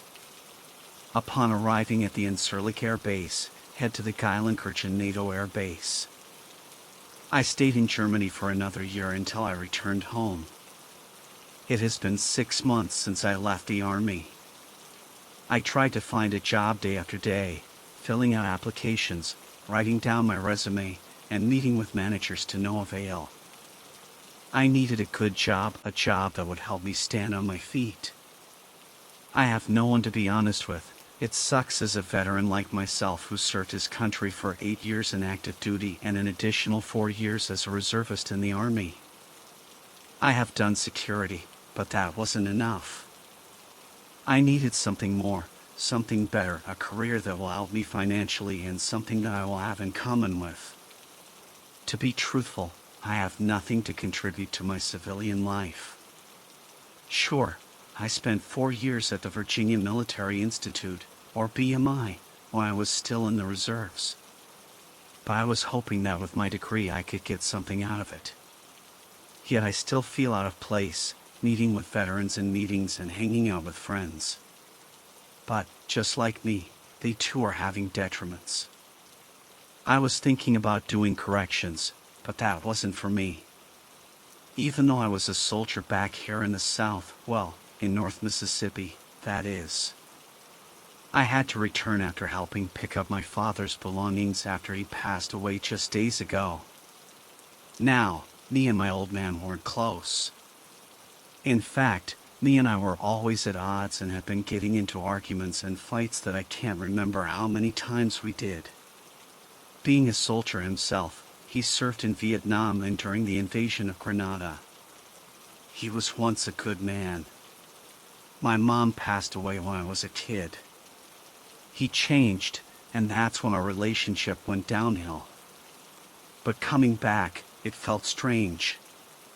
Now that I am alone, I can only focus on getting back to work and finishing putting these things away and donating them to charity and goodwill. The only vehicle I could drive was a Dodge Dakota pickup truck. I mean, it took a while to repair it.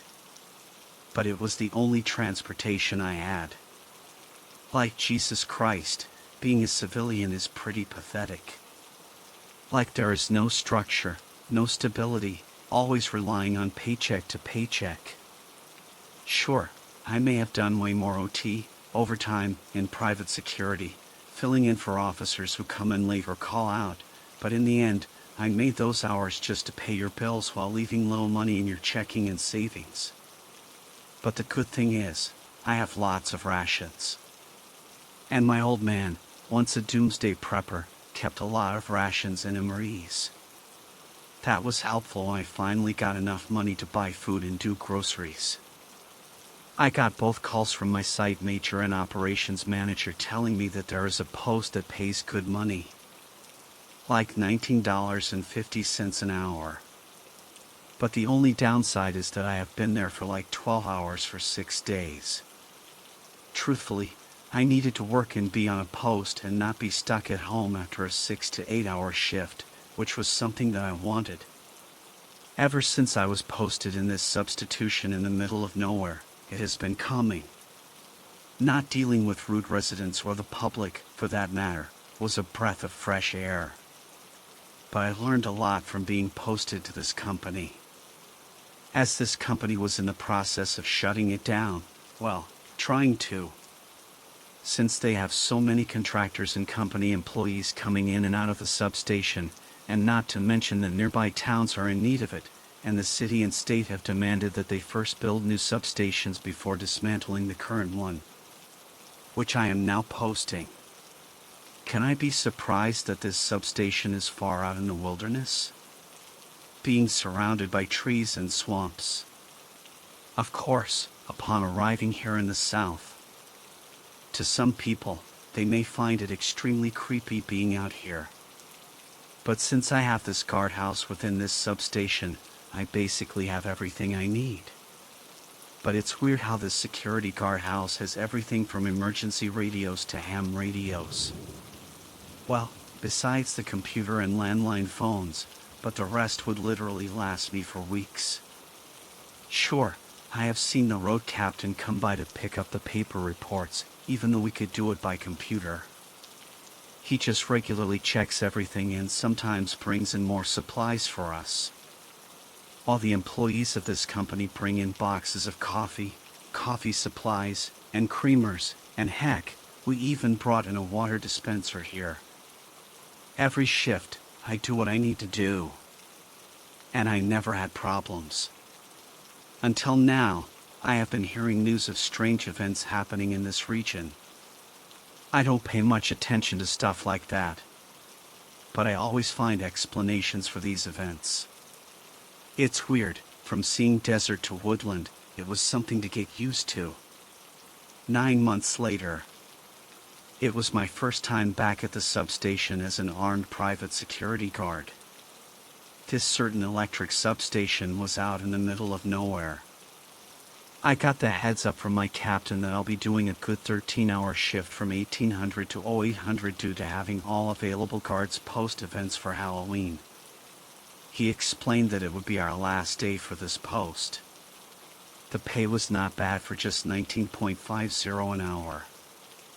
I mean, in truth, I always needed the money to catch up on some bills. I know I have been doing some insane OT throughout the week and the week before, but these are hard times. And since this is our last shift here at these electric substations, then it'll all be good for me. I got myself ready for work.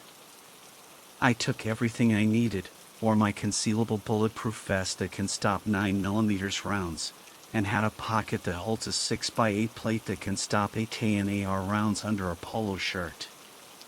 All I needed to wear was a khaki polo, black cargo BDUs, and tactical boots. Of course, I have my gun belt, my service weapon, and a heavy-duty jacket, as the whole night will be cold as fuck. Now, I must remind everyone that I'm in the south. And since I am going to be by myself throughout the whole shift without telling anyone, as I know I am not the only one who has done this, I will bring my personal weapon.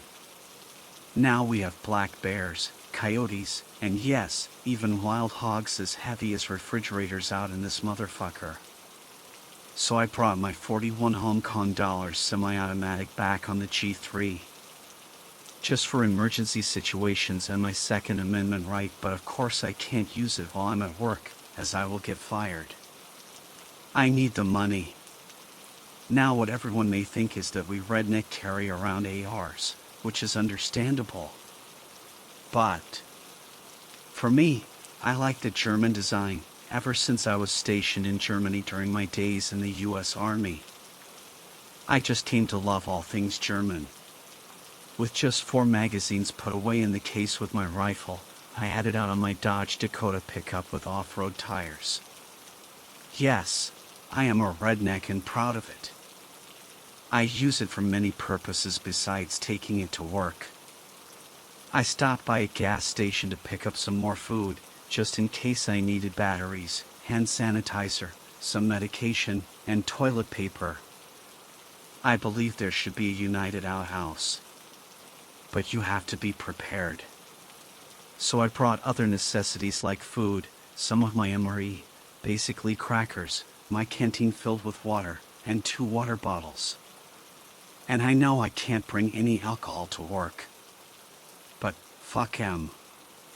I definitely know that any road captain ain't going to come out here in the boondocks. With a heavy-duty lunchbox filled with food and a Yeti cooler filled with the goods, I went out an hour before my shift.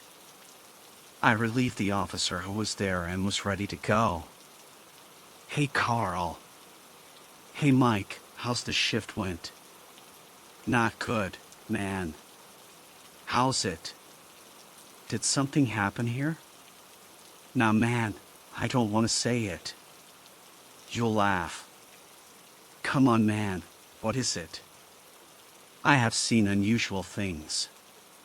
Things that don't make sense to me. Like what? All I can say is, watch the skies. Okay, man, just go home and have a good drink. But before he went, the officer gave me a heads up about some strange things he experienced during his shift and told me to turn off the lights when nightfall begins. When I got to look at him, he was paler than a corpse, as if he saw a ghost. After that, the man hauled ass with his pickup. Now this is a fenced electric substation that is 40 times 20 meters, with only one main entrance and exit, and surrounded by dense woodland.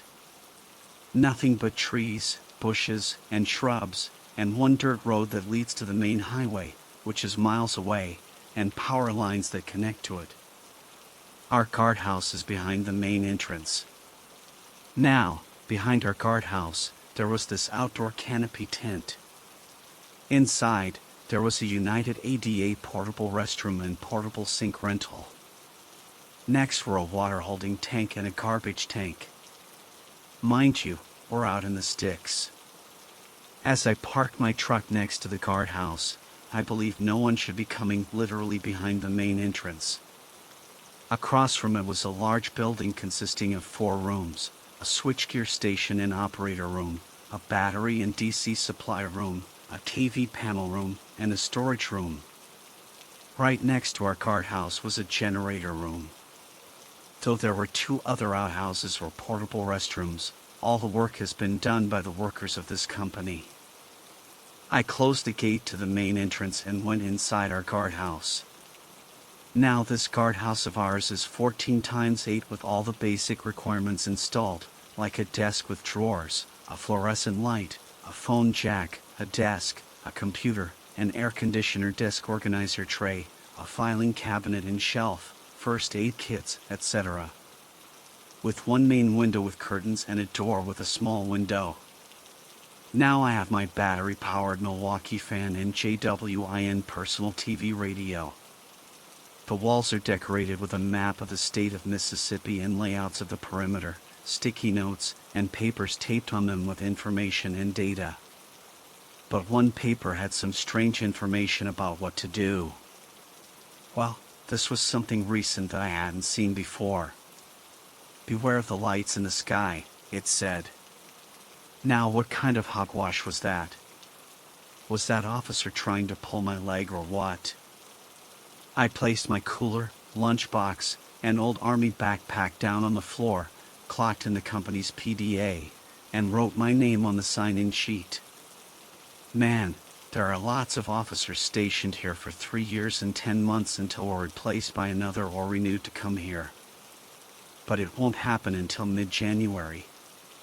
As I got myself ready for the shift, I patrolled within the perimeter, checking anything out of the ordinary and doing checkpoints by scanning each tag with our PDA, which also had a scanner installed. I couldn't patrol outside of it due to the heavy foliage. But with the wildlife in these parts, I don't want to take my chance. Especially big gators that can walk on land. Though not too far from the nearest swamp. The outside was swarming with gnats, flies, and mosquitoes. Luckily, I wore my heavy-duty jacket and security beanie as the temperature was beginning to drop. It's strange how the substation's lights outside are off. With a flashlight on hand, I did the same patrol for the next 2 hours. I went back inside, wrote my report on paper, and relaxed. Luckily, there was this small table next to my desk that had this microwave and a coffee maker, with a stack of styrofoam cups that lay next to the microwave. Under it were 2 boxes, one was that of Folgers, and the other was a box filled with paper filters, wooden stirrers, creamers, both liquid and powder, and sugars. I made my coffee and turned on my radio. There were 2 walkie-talkies that were charging. It was odd that there should be only one guard on site. But as I read the reports from previous officers, they stated that there were actually 3 on site. 2 security guards and 1 road captain are acting post supervisors, monitoring company field workers and contractors.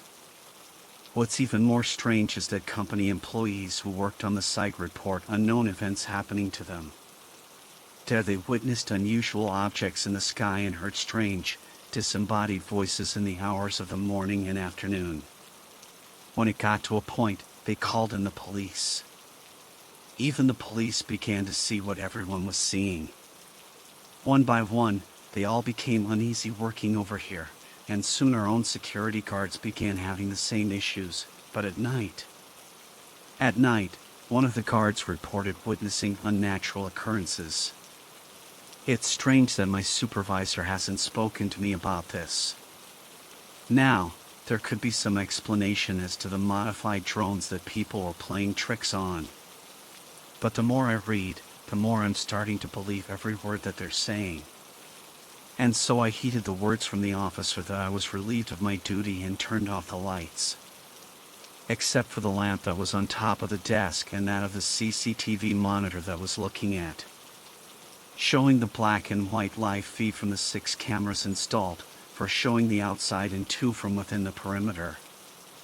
But I closed the curtains on the main window and a small one on the door. Lowered the volume of the radio. I could hear the wind picking up outside the guardhouse. Now hearing the weather forecast on my radio, it stated that it'll be cloudy throughout the whole night. I turned off my monitor because there was no use in having it on. Then dimmed the light from the small lamp that illuminated a soft yellow glow. Now on the shelf is this standard issue NOAA and Red Cross emergency crank radio on top of a long wave and shortwave radio that also radiated a green glow. And this, to me, is getting out of hand. Sure, I don't mind being prepared for everything. But come on, this is getting paranoid. Crazy bastards are trying to make me insecure about this shit. But I have to keep my composure and be professional. I ain't going to let some superstitious bullshit get the better of me. I turned off the AC and turned on my fan, as it was starting to get cold out there. Now we do have this cumbersome indoor stand fan that was in the corner, but we didn't use it. It was now 23:40. And the night became colder. I used the towel that was inside the drawer as a blanket. With the ambience of the wind outside and the low volume of my radio, I began to slowly close my eyes. I suddenly woke up afterwards and saw it was just 0031. The wind just died down outside when something caught my eye on the CCTV monitor. I observed some movement on C number 3 that is facing outward. Now it could be raccoons or possums, but I just disregard it. I began to heat up some of my food and took out a root beer can. I was listening to my podcast on my smartphone when suddenly the monitor and lamp began to flicker. I looked outside from the window and checked what was going on. And when I did, I couldn't barely see Jack's hit being that fucking dark. The clouds were covering the moon. Now I didn't want to go out just yet, as I was about to eat my food. As I did so, the monitor and lamp began to flicker again for a few seconds. Was there something going on with the power? It couldn't be. But I continued eating anyway, only to keep an eye on the CCTV monitor. As I finished my meal, I decided to walk out just to check out. And boy, it was colder than expected. The clouds just blanket the entire sky. I couldn't see a moon or a star, it was just all clouds. I can see from my G-Shock that it has already passed 0130, and I used my flashlight to check around. Spotting around with the yellow light by patrolling within the closed perimeter and towards camera number 3. There, I looked to see what was wrong with it. Yet when I checked out, nothing was wrong with that damn thing. I went back toward the guardhouse with the light facing the ground so I could see where I was going and turned it off. I took out my cigar from my pocket, unwrapped it, and stood there for a few minutes, enjoying my smoke. I lit it up with my lighter and began to smoke. Having the aroma of Dominican tobacco leaves filling the air felt so damn good. Now I don't like smoking cigarettes due to all that processed shit it has. But the imported stuff I like. And this cigar is made of all natural tobacco leaves. I had a good time puffing out the smoke. The clouds were finally dissipating from the night sky, where the moon and stars made their appearance. I could finally see the area itself until I glanced at some of the stars shifting. I could have sworn they were moving slowly away from one another. Now this couldn't be any of the satellites, as they were close to the clouds, where their movements were too instantaneous, almost as if they were moving in clockwork. There, one of the stars moved away from the others and streamed towards the substation, still far away. When the rest dispersed, the night became eerily quiet. No sound is coming from the woods whatsoever. And the one thing that came to mind was UFOs. I was struggling to accept the sudden appearance of a UFO.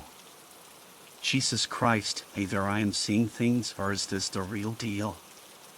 When one of the stars that moved away from the other began to change color, one was out of orange, then it became red, then back to orange. When one another followed suit, then another and another. All four of them were changing colors, primarily orange, vermilion, and red. I watched as I was smoking, seeing them dance in the sky. My God, it was so quiet. The objects then suddenly spread out, streaking across the sky in opposite directions. They were literally UFOs. I hate to see what was inside those objects. Are the Martians, or these so-called Greys, operating them?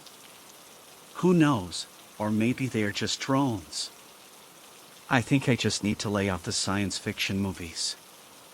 To be honest, it scares me a bit to witness those objects in the sky. But I better not stay out here too long. I just don't want to draw any attention to those things up there. I hope they don't see me because that'll be so bad on my part, as I don't want this to be such a weird shift. Jesus Christ. I pray that they don't spot me. Especially now that all the lights outside are off in this substation, the only thing that is working is the backup generators. It's starting to get cloudy again.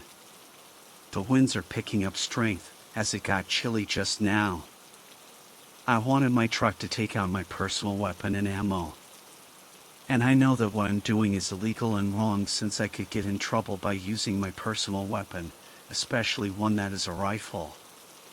But I just have a bad feeling about this. And seeing that doesn't seem right at all. I got the other stuff out as well as my box of rounds that I use for emergencies. Of course I got my service pistol, but that won't be enough. I did one final round within the substation. When the door of the generator room was unlocked, I peeked inside and spotted a fire axe laying on the floor. I picked it up and walked back out. As I got inside the guardhouse, I just decided to close the shades. Sure, I just got frightened a bit. I lowered the volume on the radio and just kept an eye on the CCTV monitor. It was all dark inside and out.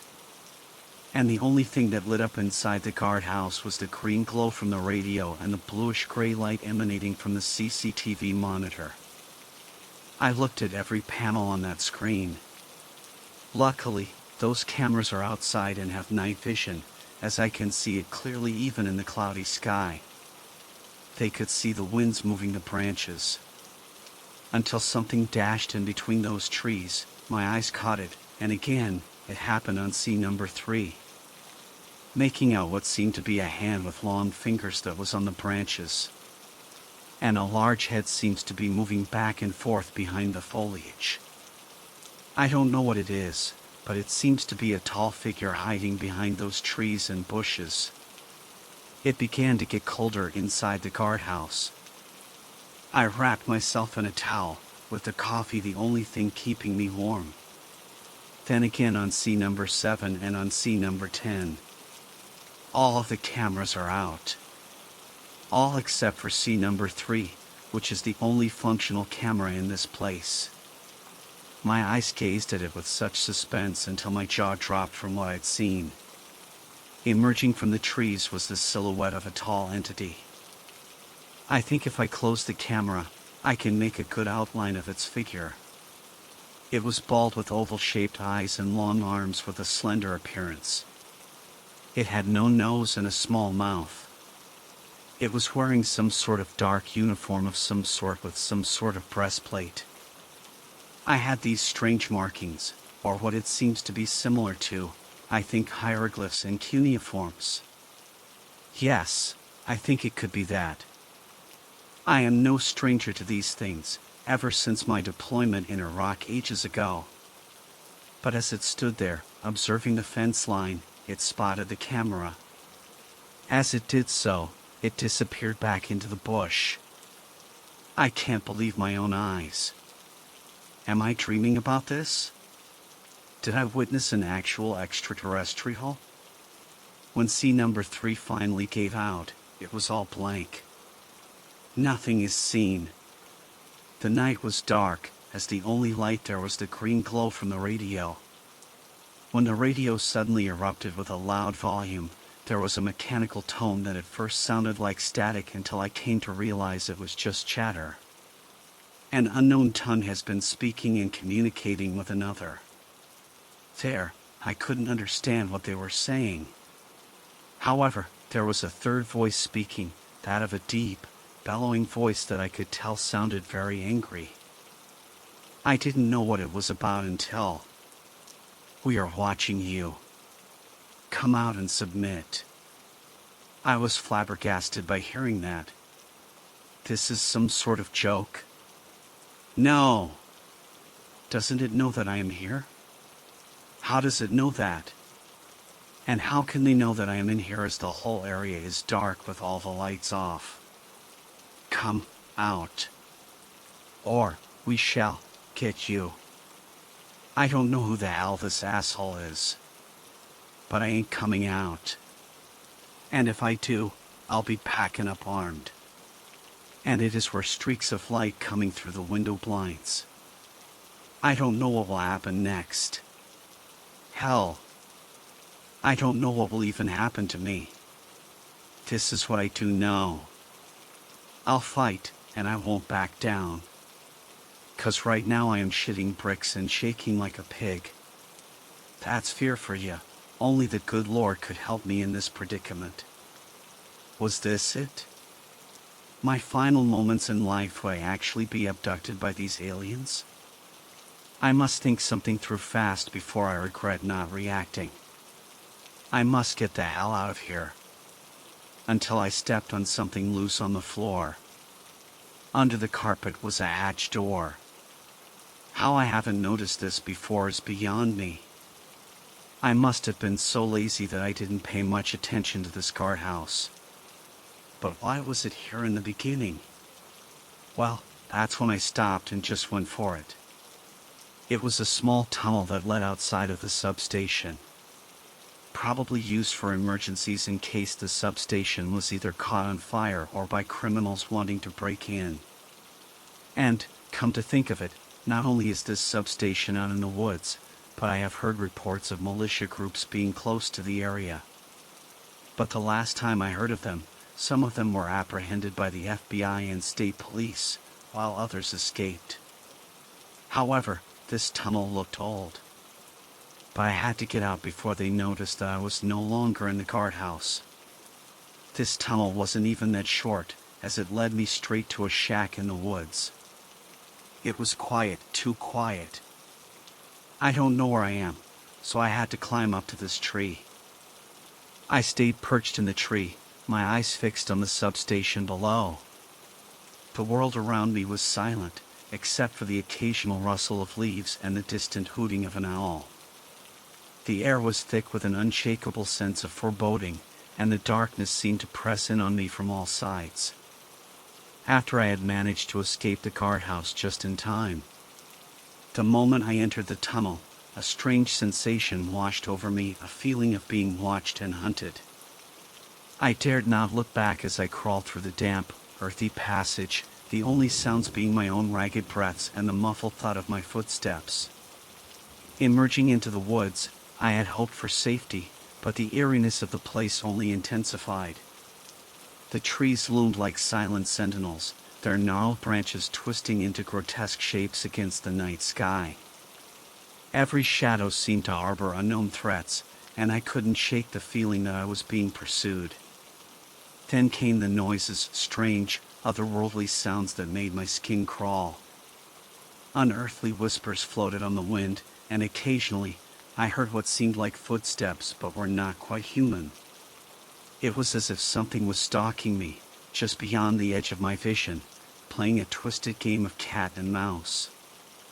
I kept moving, guided only by the feeble glow of the moon filtering through the dense canopy. My senses were heightened, and every snap of a twig or rustle of leaves set my heart racing. The forest, once a place of solace, had become a labyrinth of fear. As I ventured deeper, the noises grew more pronounced. Strange clicks and chitters echoed through the darkness, and occasionally, I glimpsed fleeting shadows darting between the trees. I couldn't tell if my mind was playing tricks on me or if something truly unnatural lurked in the shadows. Hours passed, each minute dragging like an eternity. I had lost all sense of time. My only focus was putting as much distance as possible between me and the substation. But no matter how fast I ran, the feeling of being pursued never abated. And then, just when I thought I couldn't go on, I stumbled upon a clearing. In the center of it stood an ancient, weathered stone circle, illuminated by an eerie, bluish light. It cast elongated shadows that danced like specters in the night. I approached cautiously, my senses on high alert. The air buzzed with an otherworldly energy, and a sense of dread settled in the pit of my stomach. I could hear the whispers more clearly now, unintelligible voices that seemed to come from all directions. In the center of the circle, I saw a peculiar symbol etched into the ground, a series of intricate patterns and glyphs arranged in a circular formation. It pulsed with a faint, ominous glow, casting an unsettling aura over the entire clearing. As I stared at the symbol, I felt a presence behind me, and I whirled around, my flashlight casting mild beams of light into the darkness. But there was nothing there, only the encroaching shadows. And then the ground beneath my feet trembled, and a deafening roar filled the air. I looked up, my heart pounding, to see a shadowy figure looming above the trees, as if it were levitating. Its form was indistinct, shifting and writhing like smoke in the wind. I could sense its malevolence and its ancient, unyielding power. I fled, my legs pumping as fast as they could carry me, the roar of the entity echoing in my ears. I didn't dare look back, fearing what I might see. The woods blurred into a nightmarish tapestry of shapes and shadows as I ran, the world around me a chaotic whirlwind of fear and desperation. Eventually, I stumbled and fell, my body hitting the forest floor with a painful thud. I gasped for breath, my lungs burning, and chanced to glance behind me. The entity was gone, but the sense of dread lingered, as if it had seeped into the very fabric of the forest. I pressed on, my legs aching and my mind consumed by terror. The night seemed endless, the darkness unyielding. I had no idea where I was going, only that I needed to escape the malevolent forces that pursued me. As the first light of dawn began to break on the horizon, I stumbled out of the woods and onto a desolate road. My breaths came in ragged gasps, and my entire body trembled with exhaustion and fear. But I have to keep on moving. There I spotted a patrol vehicle. I waved my hands up, flagging the cop. I didn't know what had happened in those woods, but I knew I had encountered something beyond human understanding. Something ancient and powerful, something that defied explanation. And as I was dropped off home, I felt completely safe here. When nightfall began, I listened to my radio and had a cold beer. I would never forget that night, the night I stared into the abyss and felt the abyss stare back. And as I walked away from those woods or from Substation 13, I knew I would carry the weight of that encounter with me for the rest of my days, a chilling reminder of the mysteries that lurk in the darkness, waiting to be discovered by the unsuspecting souls who dare to venture too close. Until I heard something walking on top of my roof.